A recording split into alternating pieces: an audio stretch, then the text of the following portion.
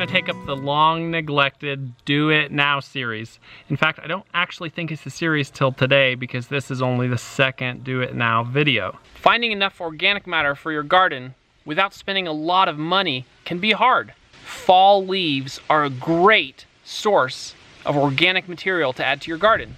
So today we're gonna take you along as we gather all the leaves from our front yard, and then we'll show you how to contain them in a large loop of welded wire fencing.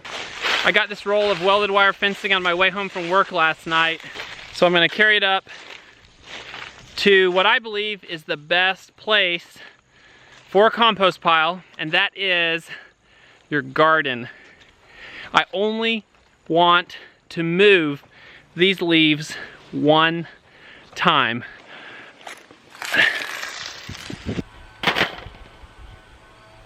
It's just held together with these little clips.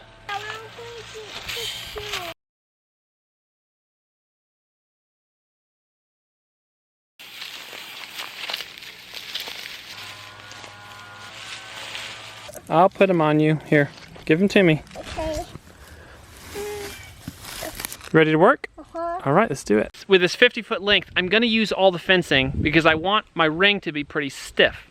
So for a portion of the ring, it's gonna be doubled. We're gonna walk into the middle of the ring. So this is my outer ring, and then this is the end that ends up on the inside. Each of these little end wires on the inside end, we're gonna bend them all the way around this way.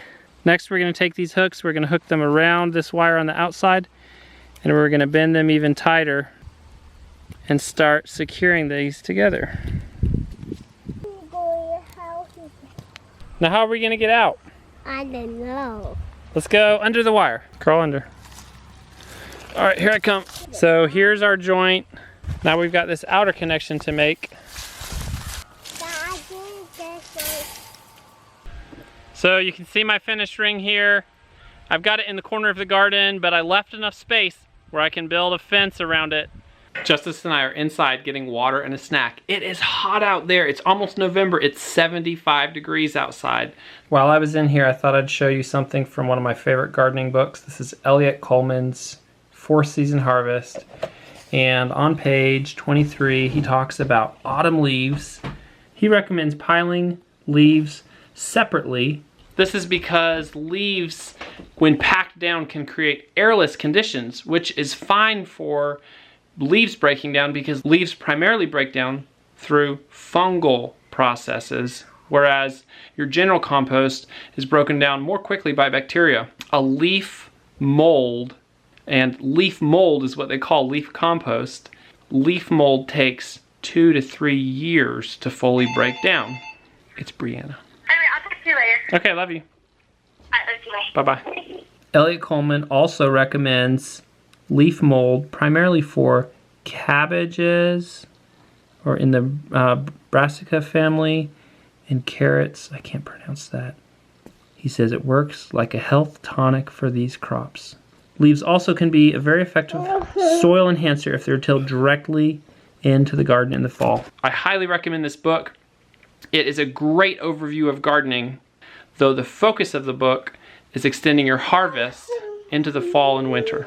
There's not very many photos in this book, but the ones that are here are awesome. And there's a great section on raising ducks in your garden. I don't care about getting every single leaf now. I just want to get the bulk of them so they don't get matted down when it rains and kill my grass.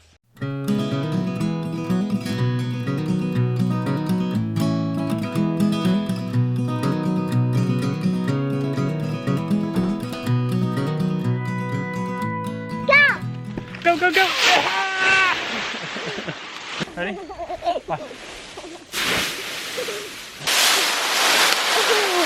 I have leaves in every item of clothing that I have, including, well, everywhere.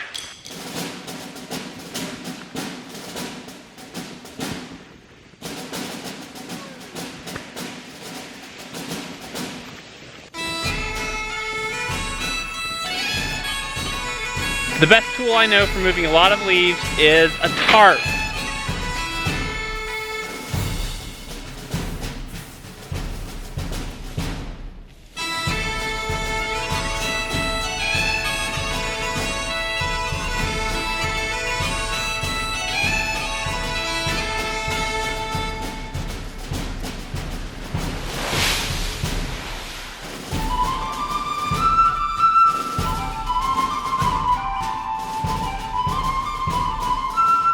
Okay, we're done filling our leaf cage. We've got the majority of the leaves from the front yard. You can do this project on a much smaller scale. At least get enough fencing to hold all of 1 year's leaves from your yard. Ideally, you'd have 2 or 3 of these cages and you'd rotate through them, and when each batch of leaves got to 2 or 3 years old, you would incorporate them into your garden. But you don't have to be that complicated about it. You could put 2 years of leaves into one cage, wait another year, and you could incorporate it into your garden. What I love about this project is that we're doing something now that's gonna benefit us in our future gardening. We may not actually benefit from these leaves for 2 or 3 years, but I'm making an investment in my future. And I know that if you make slow investments into a garden, or really into anything in life, that in the end, it will pay off and you'll have a rich soil or a successful project. That's actually kind of my perspective on this YouTube channel, but we're making an investment and we know it's gonna pay off. If you haven't seen the video where we explain why we're YouTubing, check it out. We'll put a link right here. I don't want anyone to get discouraged because they can't do things on the scale we're doing them. Not that we're doing that much right now. I know from the comments that a lot of you have dreams of having your own homestead and don't actually have a place you feel like you can invest in right now. I just want to say, don't give up. You can achieve your dream. Just keep your eyes on it and keep moving forward. Or maybe you're someone who doesn't have time to have a garden now, but you want to make a promise to yourself that you're gonna have a garden in a few years. This leaf cage might be the perfect project for you. Put the leaf cage where you're gonna have your garden. Put it right in the middle of that spot. Put your leaves in it for the next 3 years, and then 4 years from now, you're gonna pull the cage off and just spread it out, and you're gonna be ready to go. A quick word on deer damage. Here's the strawberry bed. The deer didn't pull most of the plants out. Brianna thought they had. They ate the tops off. They're gonna be fine. We're gonna get strawberries next year. Yes, there's some grass growing in it. I will weed it. Just wait, we'll get a great strawberry crop next year. I'm out here just putting this little fence back up on its feet for what it's worth. You know, this garden was just our fun garden, and we've had a lot of fun down here. And even if the deer eat everything in this garden, it'll be sad, but it's not that big of a deal, because next year when we have our real garden, we'll have a real fence. Who's home, buddy? Mom! Mom! Yay! And we still have a whole bag of candy. Are you serious? Yeah. What are we gonna do with all that? Can I have candy? You can have that one piece. Okay, hell. Please stand up. The rest are real pig and real puppies. If we petted the pig, we got a whole handful of candy. Did you pet the pig? Mm-hmm. Oh my goodness. How big was the pig?